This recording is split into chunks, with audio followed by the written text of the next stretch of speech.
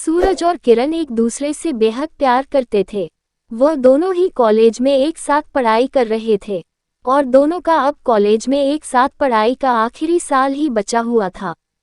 एक दिन किरण और सूरज एक पार्क में घूमने के लिए गए। तब किरण ने सूरज से पूछा कि सूरज, तुम मुझसे कितना प्यार करते हो और तुम मुझसे शादी करोगे या यूं ही प्यार करके छोड़ दोगे? तभी सूरज ने किरण से कहा कि किरण, आज तुम मुझसे ये कैसा सवाल पूछ रही हो? तो किरण ने कहा कि सूरज, ये सवाल मैं तुमसे इसीलिए पूछ रही हूँ। मैं तुमसे बेहद प्यार करती हूँ और मैं मन ही मन तुम्हें अपना सब कुछ मान चुकी हूँ।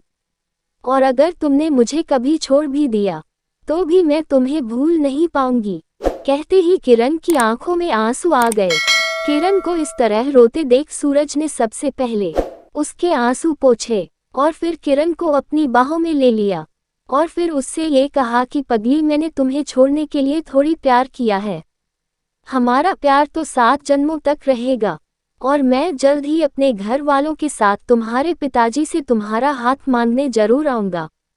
ये सुनते ही किरण बहुत खुश हो गई और खुशी के मारे वह फिर से सूरज की बाहों में लिपट गई और फिर वह दोनों ही अपने अपने घर चले गए। अब कुछ ही महीना में दोनों की कॉलेज की पढ़ाई भी पूरी हो गई थी। अब दिन ब दिन सूरज और किरण का भी प्यार बढ़ता ही जा रहा था।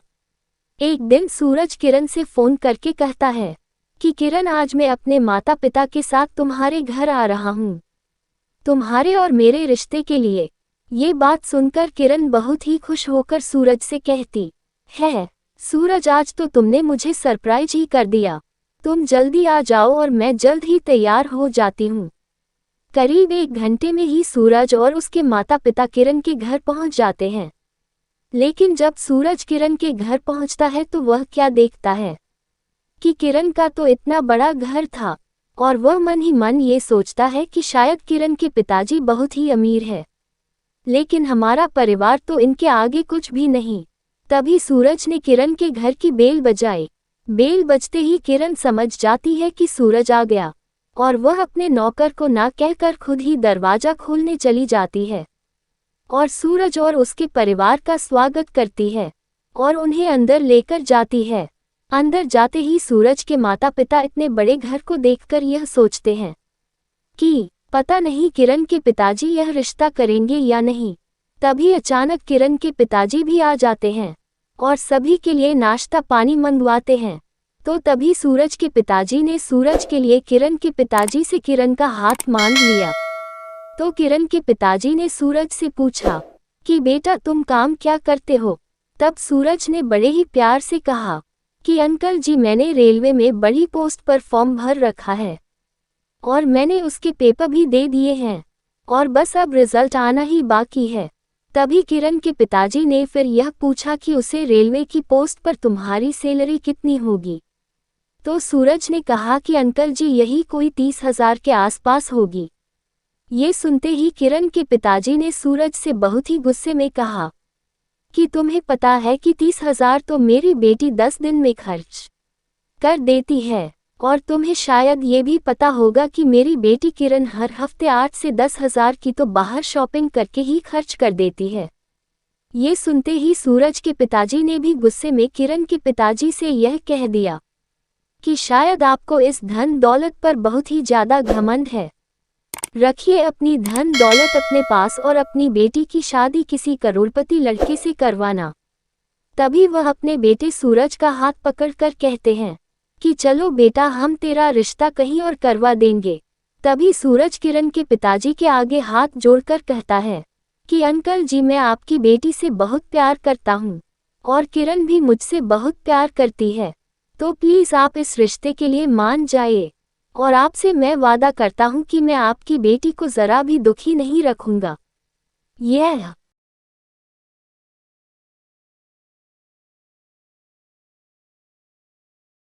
सुनते ही किरण की भी आंखों में आंसू आ जाते हैं और वह भी अपने पिताजी से कहती है कि पिताजी, मैं भी सूरज से बेहद प्यार करती हूँ और मैं इसके बिना किसी और से कभी भी शादी नहीं कर पाऊंगी। बेटी की यह बात सुनकर उसके पिताजी ने उसके एक थप्पड़ मार दिया। तभी किरण रोती हुई अपने कमरे में चली जाती है और किरण के पिताजी ने गुस्से में अपने नौकर से कहा कि इन लोगों को यहाँ से बाहर निकाल दो। ये सुनते ही सूरज और उसके माता पिता बड़े ही निराश होकर किरण के घर से चले गए। और जल्दी ही किरण के पिताजी ने किरण की एक बड़े घर में शादी तय कर दी और उन्होंने उसकी जबरदस्ती ही 1 महीने के अंदर सगाई भी करवा दी। उधर सूरज की रेलवे में नौकरी भी लग चुकी थी। तभी एक दिन अचानक किरण ने सूरज को फोन करके कहा है कि सूरज तुम कहाँ चले गए थे? मैंने कितनी बार तुम्हारा नंबर मिलाया लेकिन तुम्हारा नंबर बंद जा रहा था और मैंने अपनी सहेली को भी कितनी बार तुम्हारे घर भेजा था मगर तुम्हारे घर तो ताला लगा हुआ था। फिर मुझे तुम्हारा एक दोस्त मिला तो मैंने उससे तुम्हारा नंबर लेकर तुम्हें फ़ोन किया है। मेरे पिताजी ने मेरी सगाई जबरदस्ती ही किसी और से करवा दी लेकिन मैं तुम्हारे बिना नहीं रह सकती। तुम जल्दी यहाँ आ जाओ सूरज, वरना मैं अपनी जान दे दूंगी। तब सूरज ने कहा कि किरण मैं भी तुमसे बहुत प्यार करता हूँ लेकिन प्लीज़ तुम ऐसा कोई भी कदम मत उठाना कि जिसकी वजह से तुम्हारे घर वालों को शर्मिंदा होना पड़े। और किरण, अगर हमारा प्यार सच्चा होगा तो हमें मिलने से कोई भी नहीं रोक सकता। किरण, अगर हमने घर से भागकर शादी कर भी ली तो तुम्हें पता है जीवन के आने वाले वक्त में हमारे बच्चे भी ऐसा ही करेंगे और फिर हमें भी शर्मिंदा होना पड़ेगा। इसीलिए किरण, हमें हमारे प्यार पर पूरा विश्वास रखना चाहिए और उस भगवान पर भी जिसे हम दोनों को सच्चा प्यार करवाया। अब बस तुम वैसा ही करो जैसा तुम्हारा घर वाले तुमसे कह रहे हैं। ये बात कहते हुए सूरज की आंखों में आंसू आ रहे थे लेकिन उसने अपना सारा दर्द छुपाते हुए किरण को गलत कदम उठाने से बचा लिया। अब किरण ने रोते हुए सूरज से यह कहा कि सूरज, मैं तुम्हारे कहने से अपने परिवार की बात मानकर यह शादी जरूर कर लूंगी मगर तुम ये बात याद रखना कि शादी करके किसी और के पास मेरा शरीर ही जाएगा मगर मेरी आत्मा हमेशा सिर्फ तुमसे ही प्यार करेगी। ये कहकर किरण रोती हुई फोन को काट देती है। उधर सूरज भी बहुत रोता हुआ जमीन पर बैठ जाता है। अब किरण की शादी का दिन भी आ गया और अब तो उसके चौखट पर बारात भी आ गई थी। तभी अचानक जैसे ही किरण दुल्हन के जोड़े में सीढ़ियों से नीचे उतर रही थी वैसे ही उसे बड़ी तेजी से चक्कर आ गए और वह चक्कर खाकर सीढ़ियों से नीचे की तरफ गिरती हुई चली गई और नीचे गिरकर वह बेहोश हो गई और किरण के सर और पैर में बहुत ज्यादा चोट लग गई थी और शायद उसके पैर की हड्डी भी टूट गई थी। तभी किरण के पिताजी ने फटाफट एक एम्बुलेंस बुलवाई और जल्दी से वह उसे अस्पताल लेकर गए। तभी सूरज के एक दोस्त ने सूरज को भी फोन करके हॉस्पिटल ही बुला लिया। सूरज को अस्पताल में देखकर किरण के पिताजी उस पर बहुत गुस्सा होते हैं मगर वहां उनके सभी रिश्तेदार होने की वजह से वह उसे कुछ भी नहीं कह पाए। तभी डॉक्टर किरण का इलाज करके बाहर आते हैं तो किरण के पिताजी ने डॉक्टर से पूछा कि डॉक्टर, क्या अब मेरी बेटी ठीक है?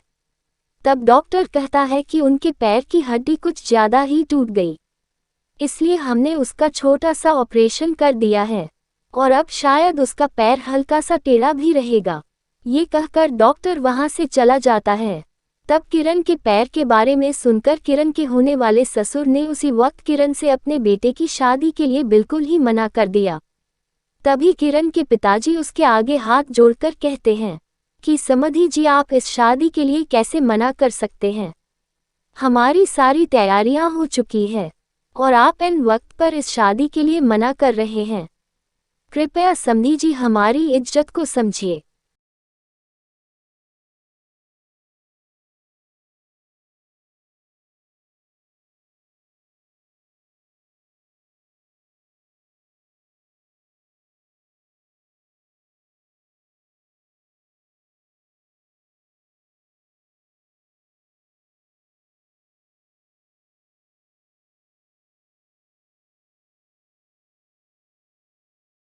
और इस शादी के लिए मना मत करिए।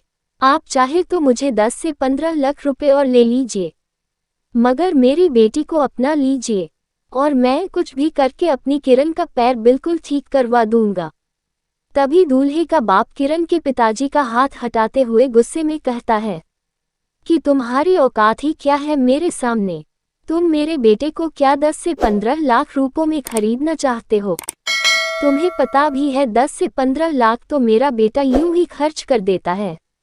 और तुम्हारी बेटी के साथ अपने बेटे की शादी में इसलिए करवा रहा था क्योंकि तुम्हारी बेटी बहुत ही सुंदर थी, मगर अब तो उसका पैर ही टूट गया और हमारे यहाँ इसे अपशगुन कहते हैं।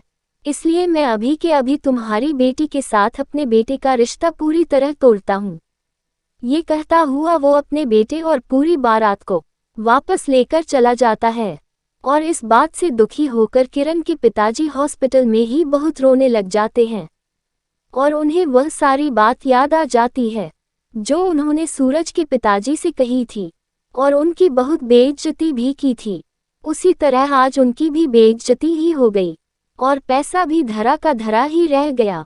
ये बात सोचकर किरण के पिताजी बहुत दुखी हो रहे थे कि तभी अंदर से एक नर्स किरण को व्हीलचेयर पर बाहर लेकर आई और किरण भी बहुत ही रोने लगी।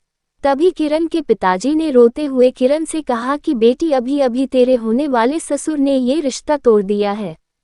वह दूल्हे और बारात को भी वापस ले गए। तभी किरण अपने पिताजी का हौसला बढ़ाते हुए कहती है कि पिताजी, जो होता है अच्छे के लिए होता है और आपकी बेटी का दूल्हा और बारात आपके बिल्कुल सामने ही खड़े हैं। तभी किरण के पिताजी देखते हैं कि सूरज और उसके पिताजी और सूरज के सभी दोस्त हाथ जोड़कर खड़े हुए थे। तभी किरण अपने पिताजी से कहती है कि पिताजी, अब फैसला आपके हाथों में है कि आपको अपनी धन दौलत की बराबरी वाला लड़का चाहिए या आपकी इज्जत करने वाला और मुझसे सच्चा प्यार करने वाला। ये सुनते ही किरण के पिताजी सूरज के पिताजी के पास जाकर हाथ जोड़कर माफ़ी मांगते हैं और कहते हैं कि उस दिन मैंने आपकी इतनी ज़्यादा बेइज्जती की थी, उसके लिए मैं आपसे माफ़ी मांगता हूँ। कृपया मुझे माफ़ कर दीजिए। उस वक्त मैं अपनी धन दौलत में अंधा हो चुका था। तभी सूरज के पिताजी यह कहते हैं कि आप यह माफ़ी छोड़िए और सूरज और किरण की शादी की तैयारी कीजिए। तब सभी लोग शादी में पहुंच जाते हैं कि उनके पिताजी भी बहुत ही खुश हो जाते हैं। लेकिन किरण के तो पैर में चोट लगी हुई थी, तो शादी में फेरे कैसे हो पाते। तभी सूरज ने किरण को अपनी गोद में उठा लिया और गोद में उठाकर सूरज ने सारी रस्में पूरी करा दी। और सूरज ने किरण से कहा कि मैंने कहा था ना किरण, अगर हमारा प्यार सच्चा होगा तो वह जरूर मिलेगा। ये सुनते ही किरण बहुत खुश हो जाती है और सूरज की गोद में बैठे बैठे ही उसकी बाहों में लिपट जाती है और मिल जाता है सूरज और किरण का सच्चा प्यार। तो दोस्तों, इस कहानी में किरण के पिताजी को भी सबक मिल गया और सूरज और किरण का भी प्यार मिल गया। कहानी आपको कैसी लगी कमेंट जरूर बताएं।